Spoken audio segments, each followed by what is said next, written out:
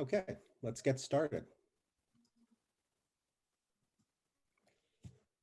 Thank you for joining and welcome to the Making Sense webinar series, where industry experts from talent acquisition and HR technology share actionable insights for innovation and improvement while hopefully having a good time with this group. I'm your host, John Furinchak, Vice President of Corporate Sales at Sense, and I'm passionate about the hiring experience and helping people find jobs that they love.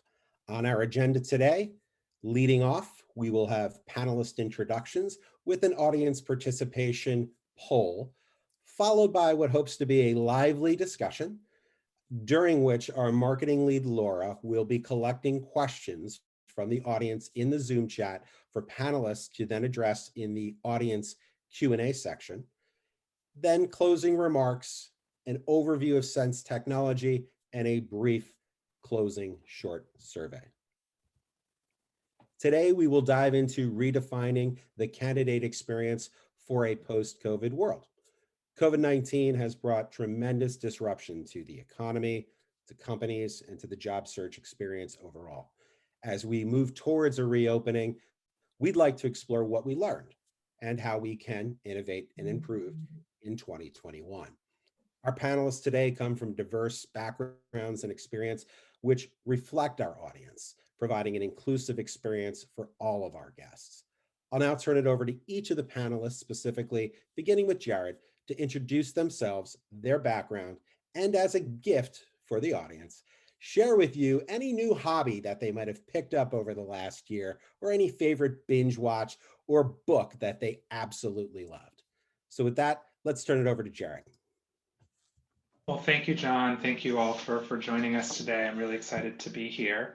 I'll start off with my background. I'm responsible on the product management team for the talent experience, for matching, and for our underlying data standardization here at Upwork, which is the world's largest work marketplace. And in terms of the hobby that I picked up in the last couple of years, I guess I'll go with two. One, I got really into guitar. I was in between work myself, so I'm also going to share candidate experience as somebody who was looking for work during this pandemic. But I had a really great chance to get deeper into music theory and guitar. And in terms of a fun version of that, I guess I read a book called Exhalation by Ted Chiang, so I'd recommend that to folks as well. As far as candidate experience, I'm going to talk about candidate experience today from two lenses. One, as a leader trying to bring in the best talent to Upwork, the company, and two, as a product manager trying to ensure that we attract the best talent to our platform and that more of that talent ends up being successful.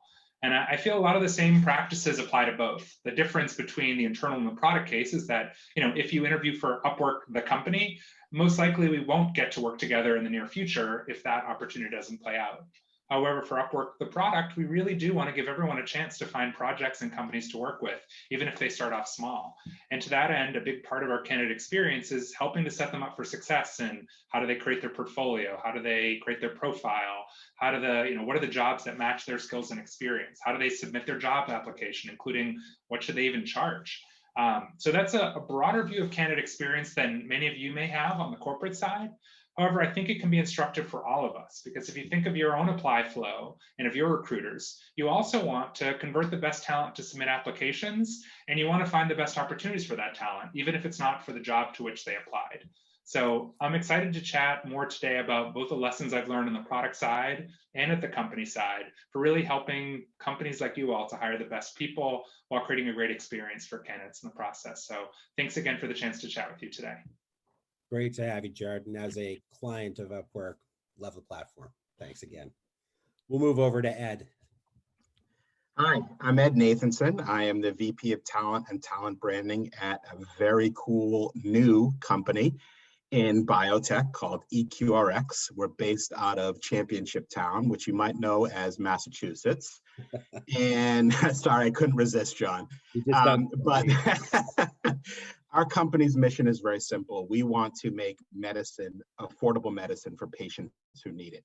And so, unlike some of my fellow panelists here, our company is new.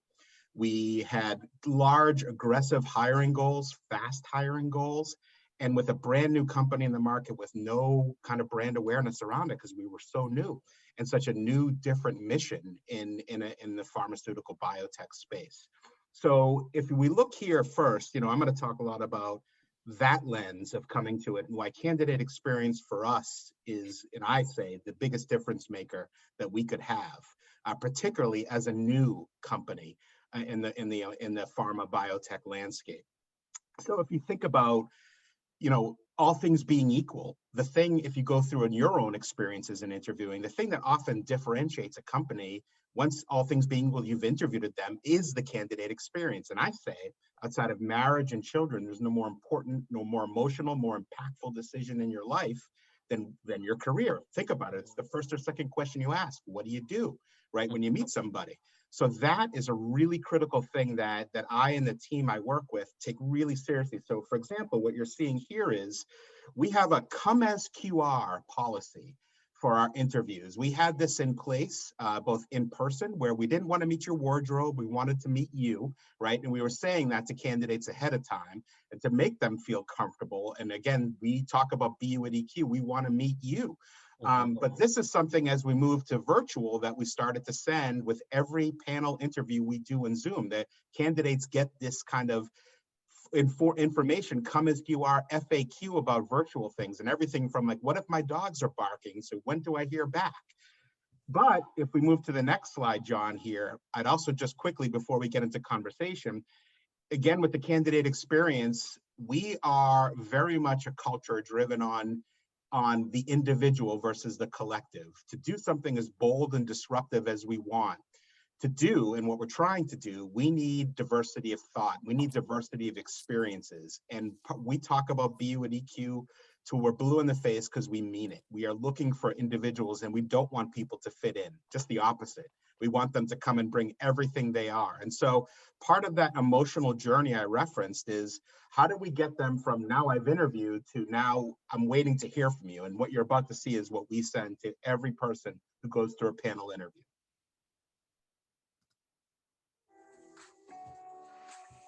We want to say thank you. Could have been anywhere today, but you've chosen to spend your time exploring opportunities here at EQRX. We enjoyed getting to know you, And we hope that you learn more about us too. Your time and interest in our mission of remaking medicine is very appreciated. We know it's not typical for a company in the interview process. to send a thank you video. We're not big fans. It's the norm around here. We'll be in touch soon to follow up on next steps. But in the interim, we just wanted to say Thank you. Thank you. Thank you. Thank you. Thank you. Thank you. Thank you. Thank you. Awesome. Love the authenticity, Ed. Well done.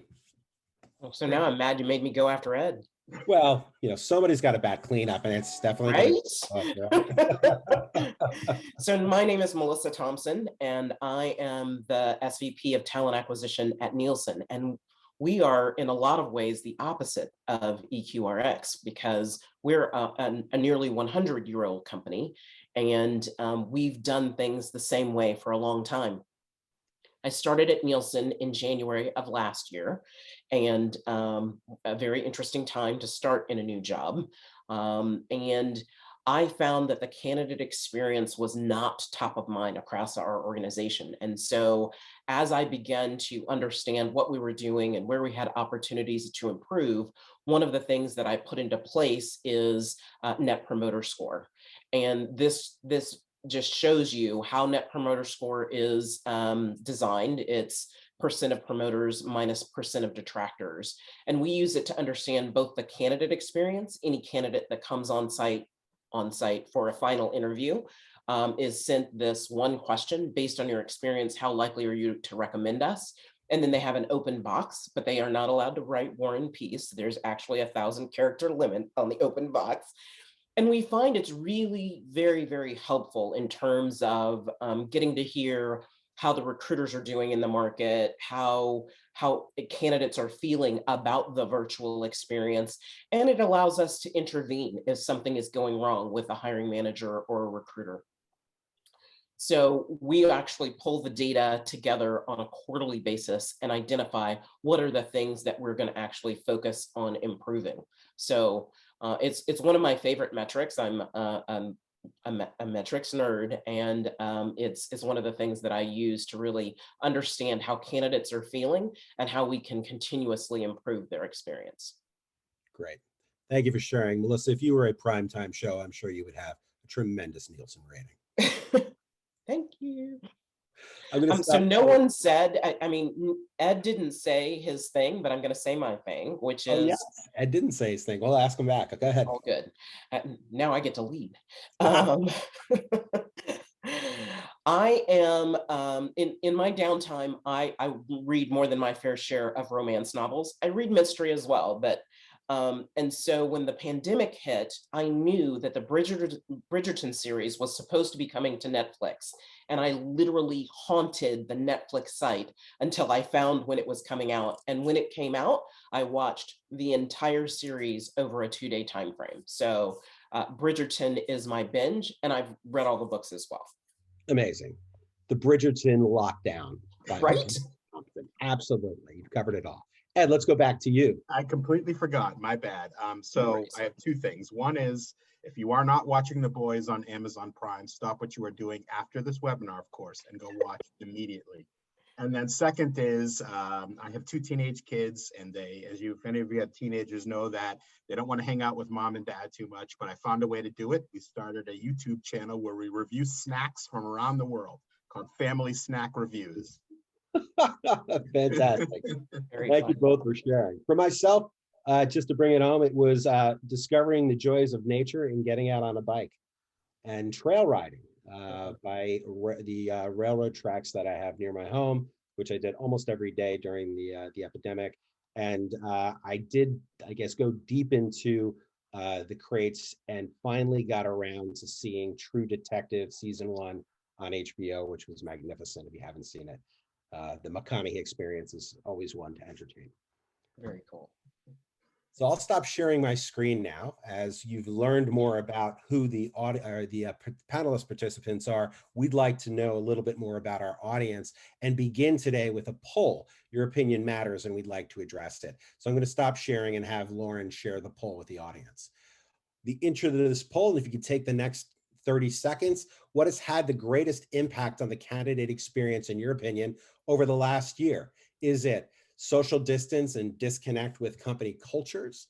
Is it lack of current process or technologies to support the remote hiring, which leads into the dreaded ATS black hole? Or is it building trust over video with employers instead of being there in person to shake their hand? We'll give you another 10 or 15 seconds to file in there, and then we'll have the results shown by Lauren.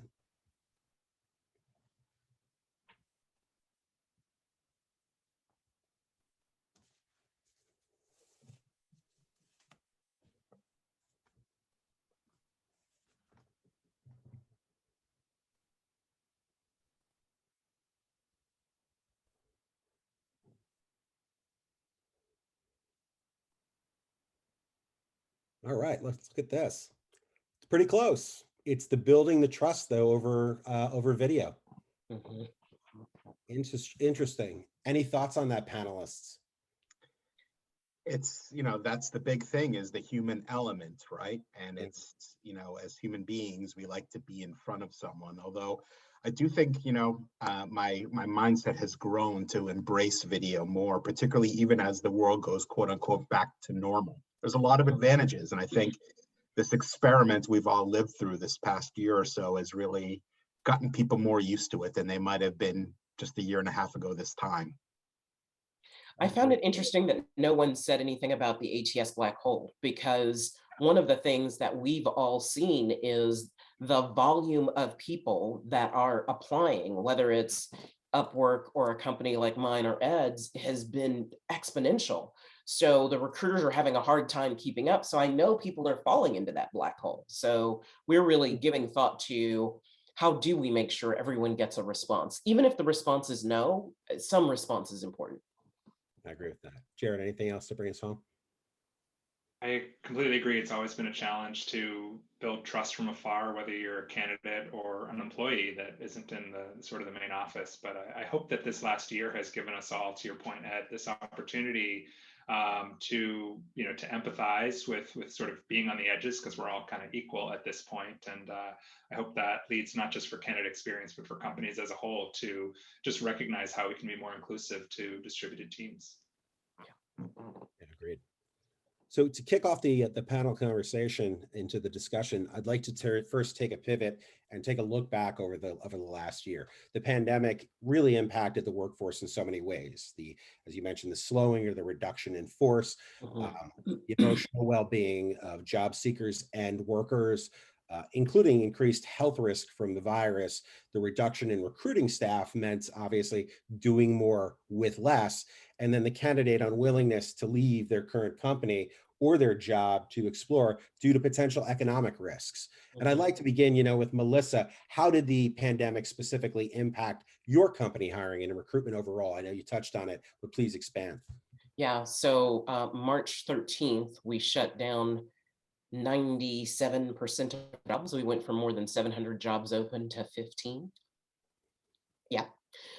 And then we went through a very interesting process internally to try and prioritize those jobs and figure out which ones were coming back, and none of them came back. So for almost 2 months, we furloughed a good portion of the team, including myself, because I felt like if the point was to save money, I'm pretty sure I'm the most expensive resource in TA, so I'll contribute.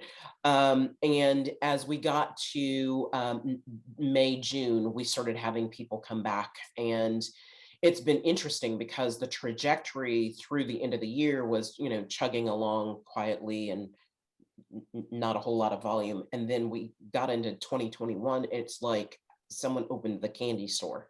It's just been tsunami waves of volume since the beginning of the year. So it's really, in a job where I've only been around for 18 months, it's really now thinking about how do we staff up, knowing that we're probably front loaded. This is probably pent up demand.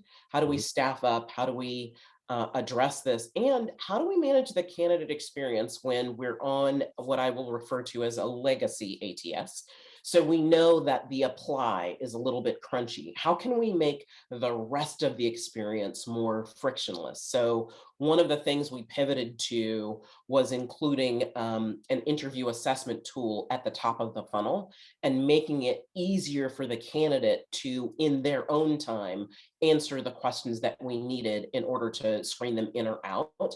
And we found, not just in the US, but in the Netherlands and in India, people actually loved that they could do this on their own time and submit and have a way to say, this is how I want to be in the process. So. Got it. Ed, you had a slightly different experience coming from a smaller company. Could you share? Yeah. Not just that, but I think industry. We were talking before we kicked off that I feel like, in pharma and biotech, outside of the obvious, our shared experiences over the past year and a half, when it comes to hiring, it's been not just business as usual, but with the gas pedal pushed down. It's been hiring even more. As you can imagine, this industry is, kind of, I don't want to say immune, but one that is definitely insulated from a lot of those things that the rest of the world was experiencing with regards to hiring and growth. Particularly EQRX, we had a very bold goal of going from 0 to 100 in a year. And for a company that's brand new, we had no name or brand recognition. We literally launched in January of 2020, and the pandemic hit in March. So there was a huge effect on recruitment. But what we were able to do and have the pillars in place to build upon set us up for it quite nicely virtually, versus a digital footprint that was necessary. Executive buy-in on the power of brand ambassadorship across all of the company, and particularly in an area like social media, where pharma and biotech have been deathly conservative and not even to use the term afraid of in the past. And then, as well, being able to kind of embrace a more nimble way of acting than we would if we were in an in-person kind of normal workforce. So it had a paramount effect, but also one I think that helped in a lot of ways. Mm-hmm, mm-hmm. No, thanks for sharing that.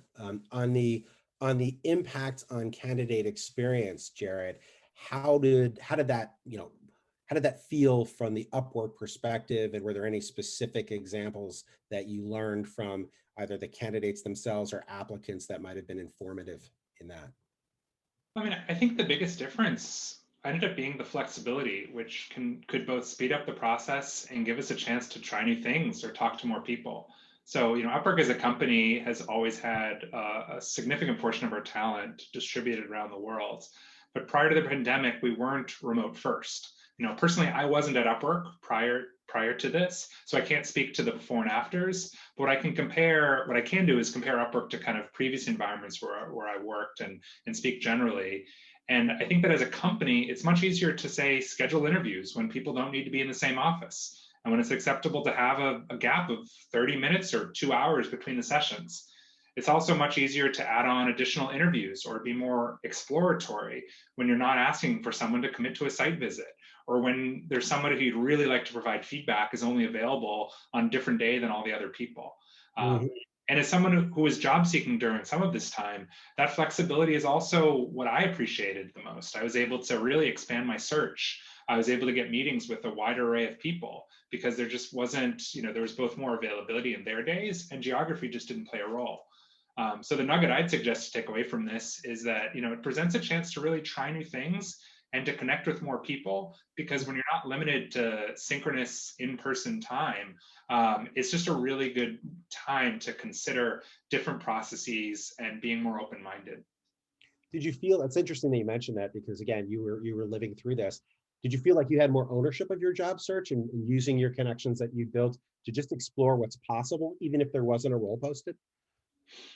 I don't know that I had necessarily more ownership, but I found it much easier. I think all of us probably remember those first few months where, we really didn't know what was going to happen. And I think we were especially new to just talking to a lot of different people. And I found that, so I don't know whether this is still true today since I'm not in a search, but I found that I could talk to leaders in talent acquisition or leaders in the types of companies that I wanted to work at, and get meetings and conversations. So their receptivity was probably much stronger. I don't know that it meant that I took ownership, but it meant that I had to take a different approach. And that gave me a lot more flexibility.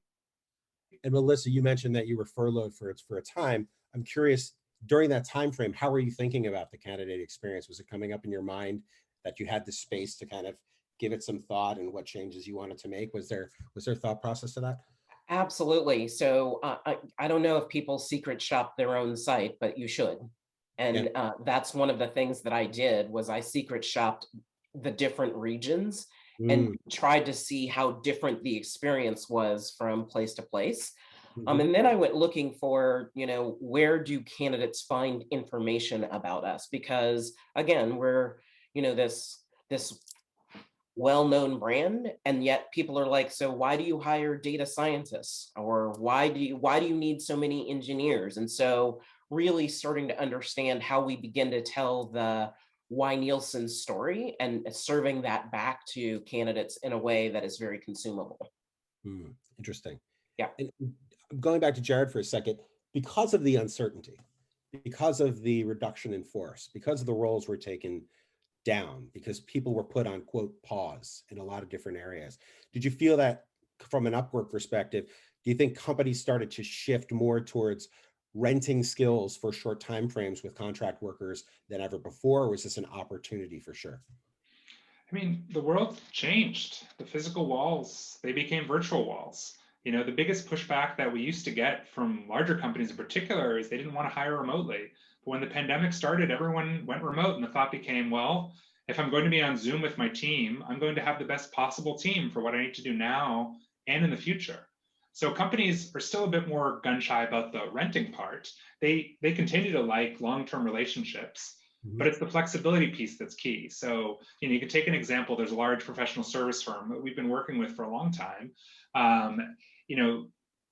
They're global. I didn't get their name specifically, but we've been talking to them for a number of years, and they hadn't been in the past. But in August, their head of digital strategy went on family leave, and they, through us, hired a fractional CMO as well as a bench of writers. And we really helped them with their digital transformation that addressed two things: coming through the pandemic as a strong and modern organization they could trust to, for you to rely on to lead their business through tough times, and also on Dibs Matter to demonstrate who they are in the world.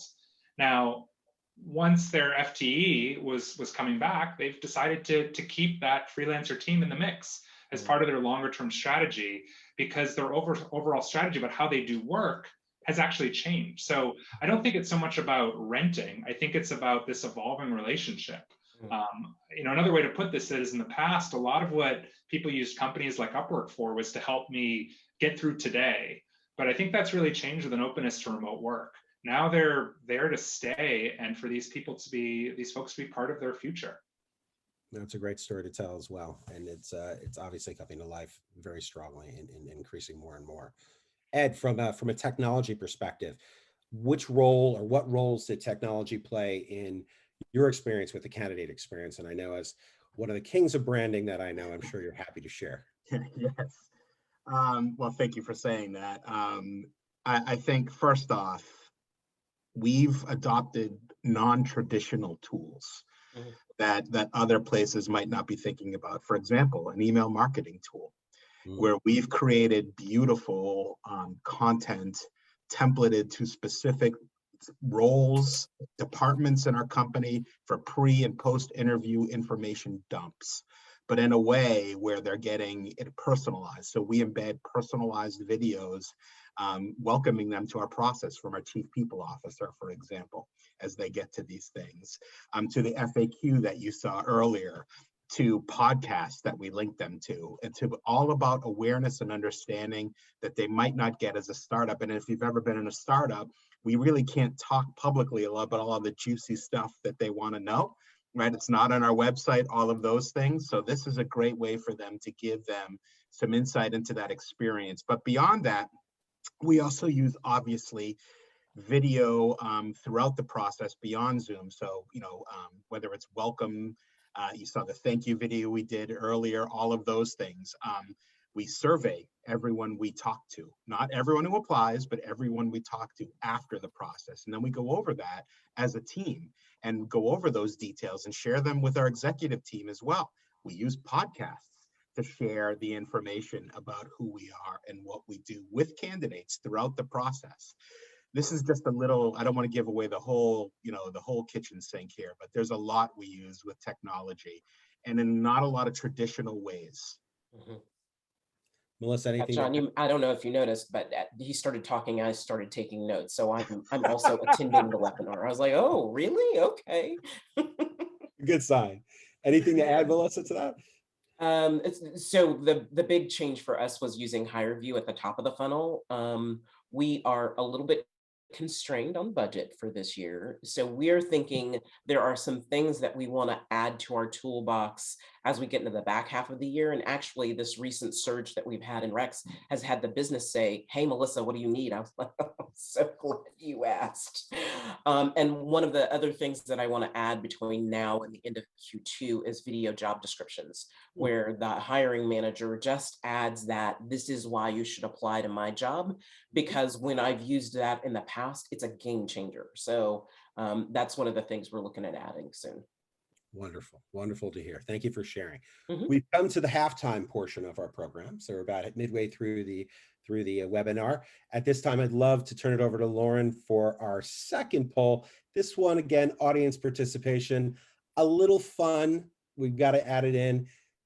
What was the best quarantine hobby picked up by any of our panelists? And yes, this is a popularity contest, so vote wisely. We started with Jared with the Guitar Music Theory and Exhalation, a book by Ted Chiang. Ed with The Boys on Amazon Prime, drop everything you're doing and watch it. And the Snack Review channel, which is available on YouTube everywhere. Melissa with just core Bridgerton, the series, the book, the t-shirts, whatever else you can pick up. And for those who want to go bike riding and watch an old series, True Detective definitely hits the mark. Please make your votes now. We'll share that, and then we'll get into the second half of the webinar. We'll be at about 30 seconds.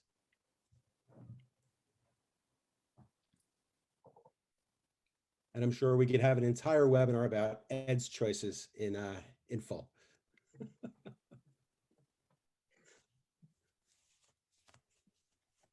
I'm surprised The Mandalorian didn't show up, but I assume everyone's seen it. well, yeah, That's exactly.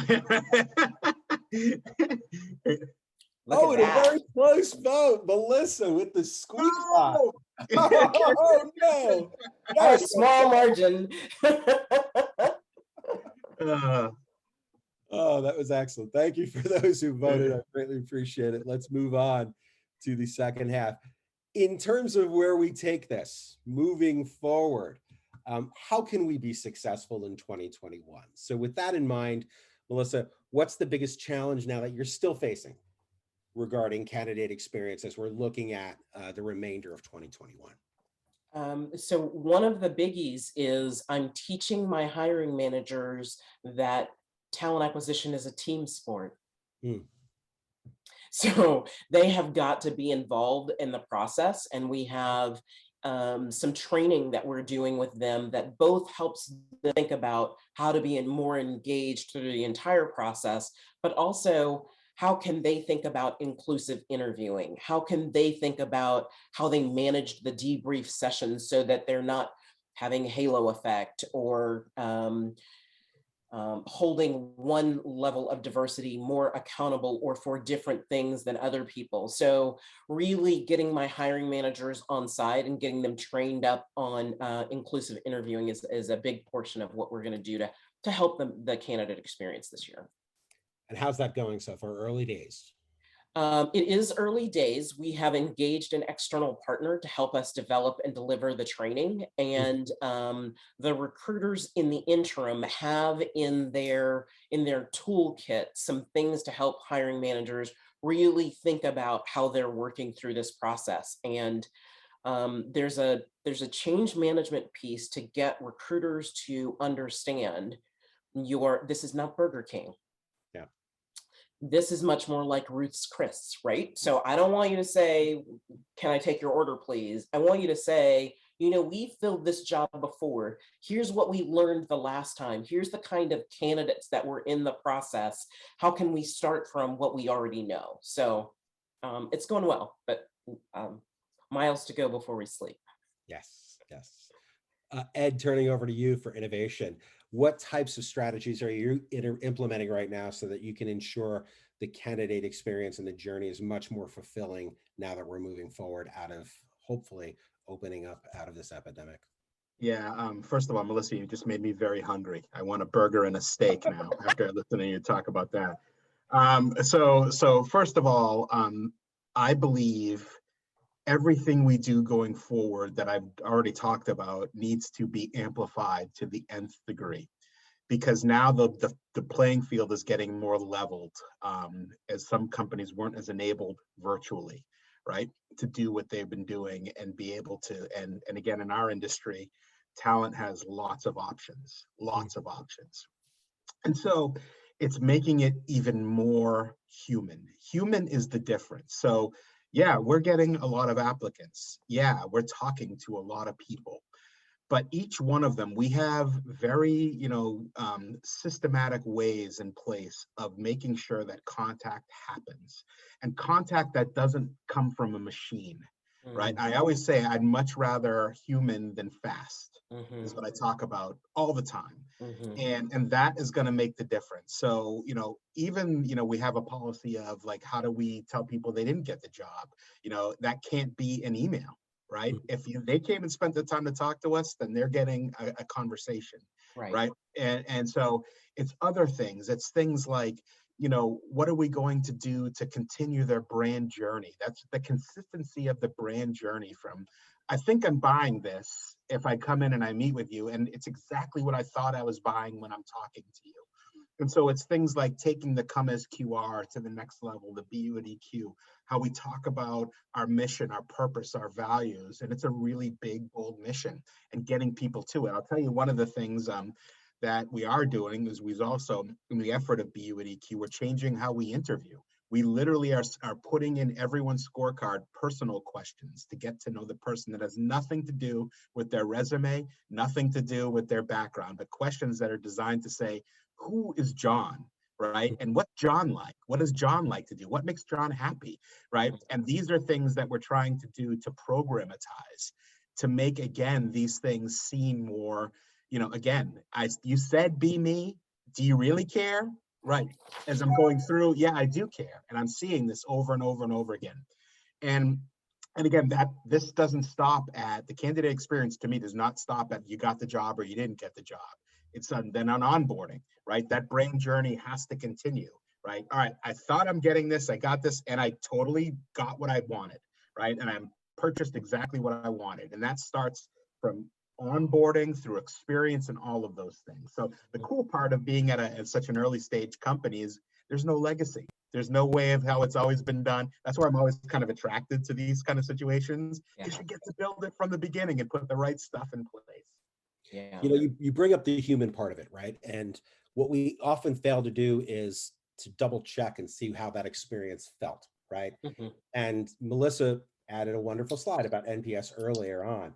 How often do you think, Ed, you need to survey? And at what points within the journey will you get critical information back to make, potential great adjustments to the way that you're interacting in a human way? Yeah, so I'm very careful not to over survey. I think people, they can be surveyed to death. So we actually segment them out into two pockets. I don't combine these audiences when I look at the analytics too. There's the people we hired who are probably going to say really nice, glowing things about the process. But there's also the people we don't. We call them the silver and bronze medalists, right? And we keep that separate. And then we look at those. We also have a lot of open form content, not just check a box. That's where you get the real gold, right? That's where you get some stuff that, is really, really helpful. And to point about cadence, we do it after all decisions have been made. Because if you do it during the process, they're going to say nice glowing things, thinking it's going to blow up their spot, right? To get a chance to do this. But if you get it afterwards, you're going to get as clean and an honest opinion as you could possibly get. Got it. Thanks for sharing. Anyone else want to pick up on the NPS question? What came to me as we were talking is we're actually changing the internal candidate experience. So frequently we don't pay enough attention to that. And we're relaunching at the end of this month our internal candidate website and really helping internals think about which jobs should you apply for? What should you be thinking about? And how can you refer people? So really flipping to look internally about how we improve that internal experience, because they're the ones that are gonna evangelize for us if it's been positive, right? Yeah. And in personalizing that, Melissa, is there an intentional communication where an internal candidate, no matter where they fall, gets a phone call from a recruiter? No. Okay. We have 15,000 employees, and one of the things we find is quite often people have no idea what their skill set is, so they just apply for everything. So what we do is we tell them, if you meet the minimum qualifications for a job, the recruiter will reach out for you. But if you're a software engineer and you're applying for an HR job, that's probably not going to work out. Makes sense. Jared, anything to add to NPS scores? I mean, just on the product side, we ask questions, as often as possible, both to get quantum qualitative information. And on our site, we're trying to figure out not just the success after they finished a contract, which we'd like to be in that position, but also why is it that you came to our website? What was it that you were hoping to accomplish? Are you looking to moonlight? Are you looking to find full-time work? Are the challenges you're experiencing finding work, or is the challenging in knowing how to present yourself? So much like you all are seeing, Melissa, with people applying for all the wrong jobs, we're trying to figure those things out early so that we can set them up for success. Right. And part of it is that on our platform, you can't apply to unlimited things. We do have sort of a virtual currency in place that just kind of helps that, so that there is a little bit of a balance and a little bit of thought in terms of where you put your chips, if you will. But it's in our interest to understand as early as possible where those potential friction points are, and also if we're trying to solve a problem that is actually different than what their goal is, and if we notice trends over time, how do we solve that problem? Right. Thinking about the poll again and going back to the pain points, what advice do you have for helping to build more trust with candidates when everyone is two-dimensional and remote and working from home? Any advice there? We'll start with Ed. Yeah, I mean, make it human from the very beginning. And so what I mean by that is I do interview training with everyone in our company, everyone, not just hiring managers. When they start, unfortunately, they have to spend an hour and a half with me in their first week doing all of these things and talking about them. And I talk very much in depth about the art of interviewing, not the science. Right. And how to make people feel comfortable. And how that if that first 5 to 10 minutes is just chit chatting, that's an awesome 5 minutes to 10 minutes spent, because you're going to get people feeling comfortable. One of the things that's really easy that everyone who's listening and watching can do right now in the world we're living in, that I've gotten such great feedback on, which seems normal when I say it, you're like, really? But it's true, is just saying, hey, the world's been turned upside down the last year or so. How are you and everyone you care about doing? Everyone okay? Nobody asks that anymore. And that, I can't tell you how many times I hear about that coming back, right? And when you start to really kind of get into that, that question opens up so many things. Oh, you start to learn about their families and what's going on with them, and can lead to just an automatic disarming, that the back comes down instead of being up, right? And people start to feel comfortable. It's all of those human touch points. One of the things we do on the recruiting team here is we have, a day set aside for feedback, and they literally have that time scheduled on their calendars to go through and just touch base. Even if it's, hey, nothing's happening, we're still waiting on this, those kind of things really, really make a difference. And we always hear about it in the surveys that we do. Yeah, that's great advice. Melissa? I was actually just going to say there's something that we've started this year that somewhat answers a question that's in the Q&A, but also relates to this, which is we've started training members of our BRGs to be on our interview panels so that we will have inclusive interview panels. And the BRGs literally love that they're going to be able to contribute and be part of the interview process. So while I don't have an hour and a half with every new hire that comes into the organization, we are making this mental shift to, first, everyone recruits, but second, we can really show the diversity that's in our organization by having these diverse interview panels and really being inclusive in how we go to market. Love that idea. Wonderful idea. Jared, you look like you were going to say something. Oh yeah, I mean, just a couple tips. Maybe these are a little more broad, but I find that just the extent to which you can be more transparent about your business, the culture, the role, I mean, this kind of goes without saying, but when you take away the dimension of in-person, when they don't have the office, when they don't get the casual lunch, the whole thing really lacks the richer context. So I think it's valuable to really overshare, to kind of just assume that they don't know. There's a lot of things that the signals that people won't pick up. So just really, really leaning in there. I mean, as much as we'd like our brand to convey our, employee experience, if you will, it's just not there. And I think that as we do these human touches, making these conversations from the recruiter or from those initial conversations with the hiring manager, really trying to go beyond just the role itself and talking about the company in much greater depth. The second thing is obviously communication is just, it's that much more critical than it was before. Whether you're in between jobs or fully employed, you're not in the same office environment where you're separated from your job search. So in some ways, you're really in even more of a limbo stage. But at the same time, candidates can more easily step away for a call or to respond to a text. So I think it's actually a win-win to communicate more and more often, because it creates your presence. And that presence can be the difference of, not just of whether they feel your culture and feel connected, but really whether you're actually even just able to close a great candidate. So, I mean, I personally found in my search that text messaging played a surprisingly large role, and it was invaluable to have that constant lifeline with the recruiter.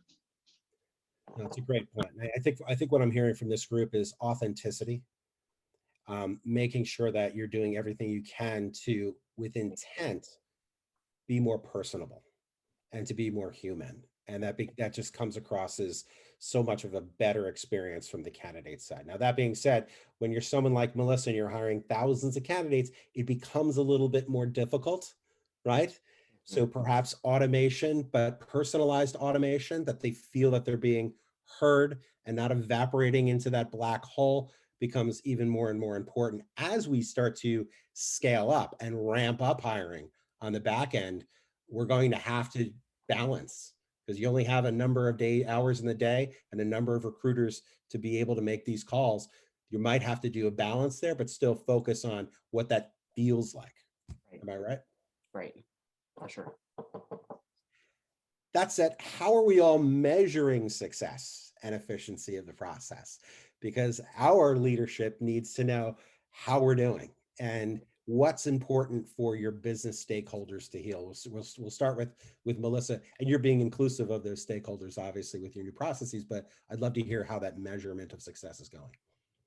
So we're actually measuring throughout the process. So like I want to understand cycle time. How long is it taking us to get to the short list and get to the final list? I want to understand the hiring manager's experience in the process. Do they feel like they're getting qualified candidates? I, of course, am looking at that NPS and making sure that it's 75 or above. If I see a negative NPS come in, I send it to one of my TA leaders to follow up on.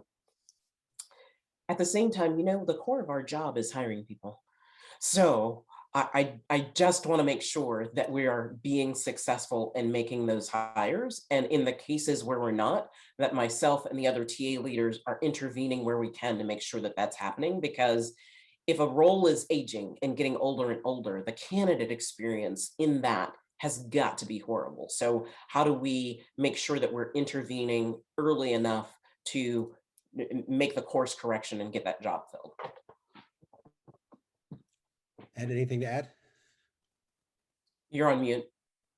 You muted yourself. Sorry about that. My dog was barking earlier. I didn't want you all to hear that. So I would say Melissa nailed it, as always she does, which is, we're here to hire, right? That's ultimately what we're here to do. And so that's, to me, the most important metric, but I do care deeply, and we do measure the survey scores. Also engagement with our platforms, with our tools. I look at that stuff, followers, all of these things I measure, both from a social and internal perspective.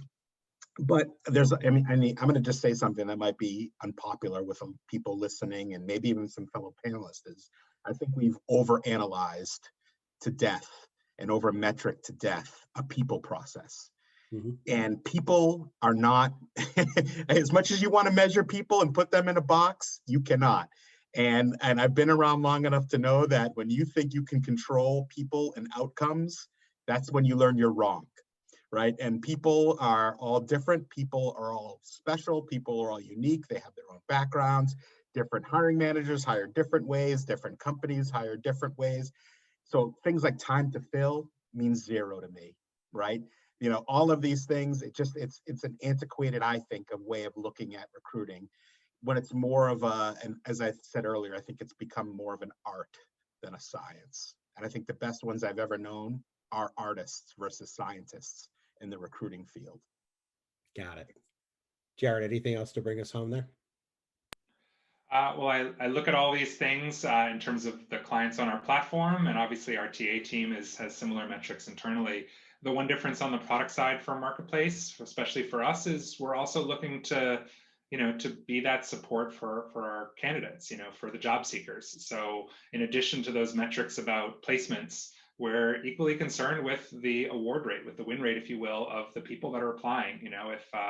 If it takes 100 jobs to be, 100 applications to find a job, that's not success for us. So how do we ensure that a large portion of the people that are coming to our site, hoping to find opportunity for independent work part-time or full-time, that more of them are able to be successful? And it's not just about there being the right jobs there. It's really about us trying to set them up for success.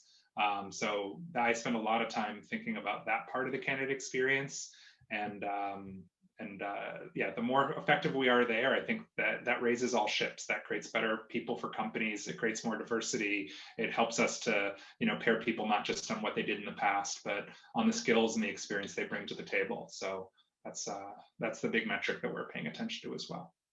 Great points, all. Great points, all.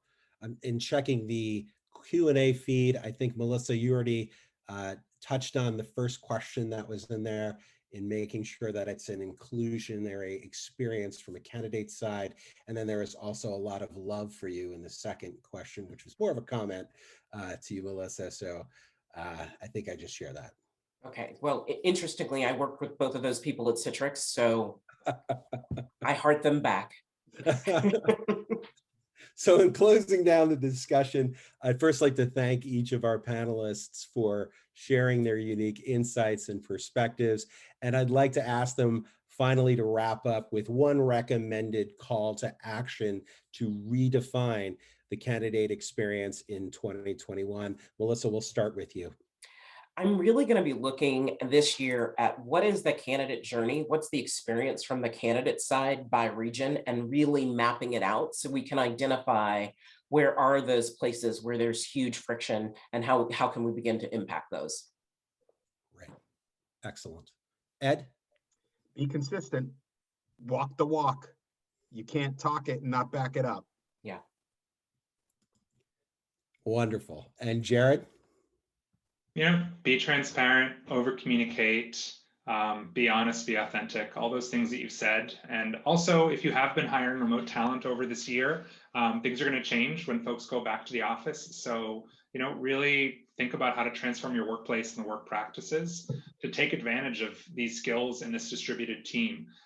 So whether that's through full-time folks or independent talent, really just continue to work to figure out how you can maintain that advantage of folks from wherever they happen to be, to really make the best use of their time and to create the best work at your company. So those practices you've taken advantage of during the last year, think about how you can apply that as you go forward and continue to be successful with those hires you've already made.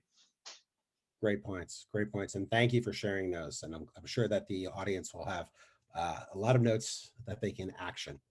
At this point of the program, I'd like to now invite our guests to explore how Sense is addressing the candidate experience right now from an automation and a human personalization perspective. And with that, I'd like to introduce our head of solutions, Jason Jakes, to provide a brief overview for automation. Jason, you can take the ball. John, thanks for the introduction. And I try and stay on target with the time. I will make this as quick and short as possible. But what I want to do was highlight, so right now what you're viewing is Sense. And I'm going to show you a couple different ways in which essentially Sense is going to make the recruiter's life easier. And as part of that, it's also going to make sure the candidate has a very consistent, candidates across the board have a consistent way of interacting with your company. So what we're looking at right now, I'm in what I'm calling journeys, which are really campaigns or workflows. And I'm going to jump into one of those for the automation, which is this candidate passive to act, or not candidate passive to active, the candidate evaluation journey. And as part of this, we have a bunch of different things that could be going on. But at the very inception, when a candidate comes to your website and then goes ahead and applies, well, one of those things that can really help is giving them the confirmation email saying, hey, thanks, we got your information. But also, in this case, we're sending out a chatbot. So we're sending out a chatbot that will go ahead and engage with that candidate and maybe ask them some more questions that weren't covered in the application and create a dynamic experience out of it. So I'm going to go in here and you can see in my email here, I have follow-up with a follow-up to the warehouse worker position.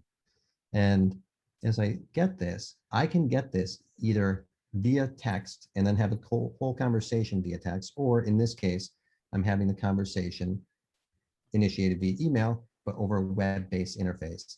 And I'm not going to show you both. There's certainly no time for that, but it's a very engaging way to interact, and it makes it life super simple because all I need to do is actually click some buttons here.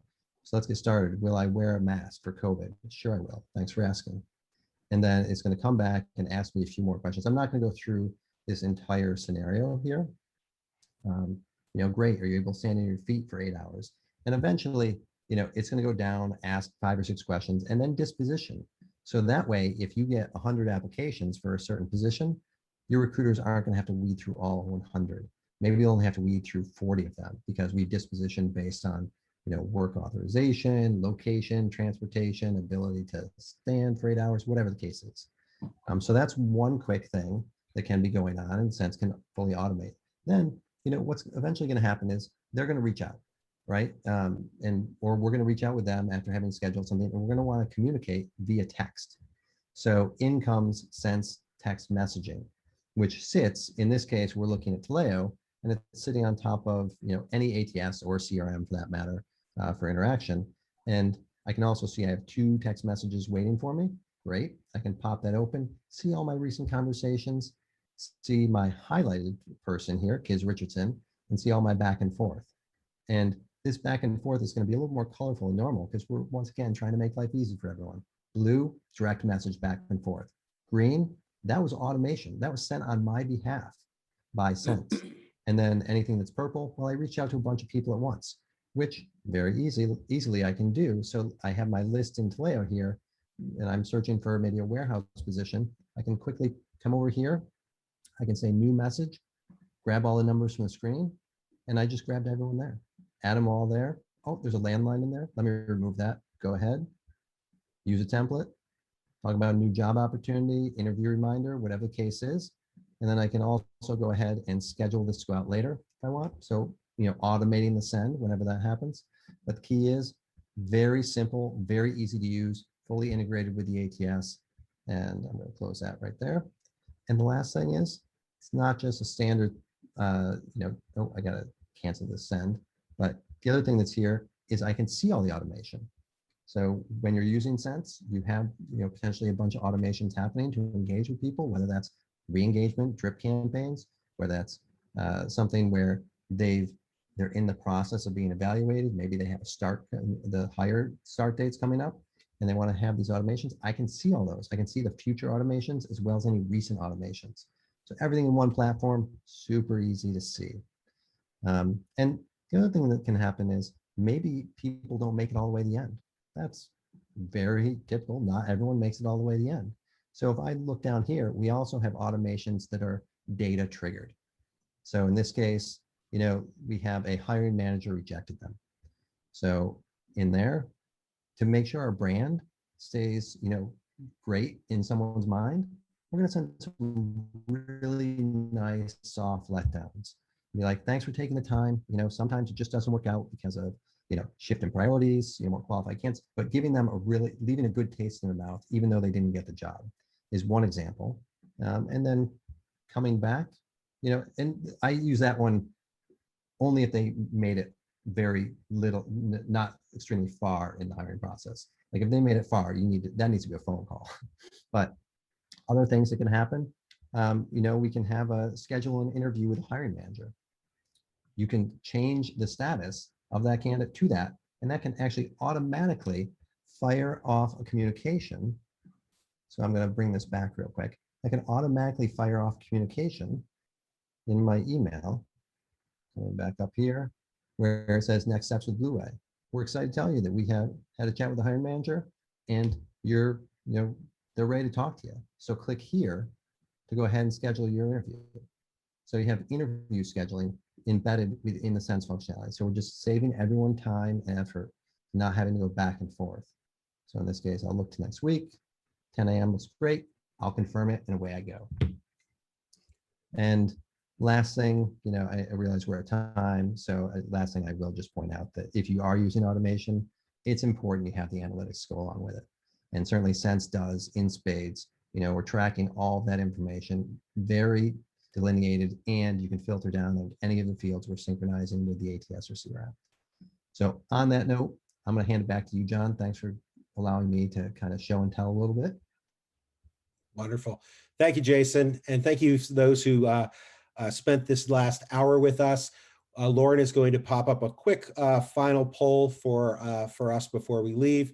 In case you have more interest in a demonstration offline, please select from there. I would like to once again thank our panelists, Jared, Melissa, and Ed, for the insightful views. Really appreciate it. And I think we all know talent deserves better. We can do better, and we can redefine the candidate experience together. So thank you all for joining.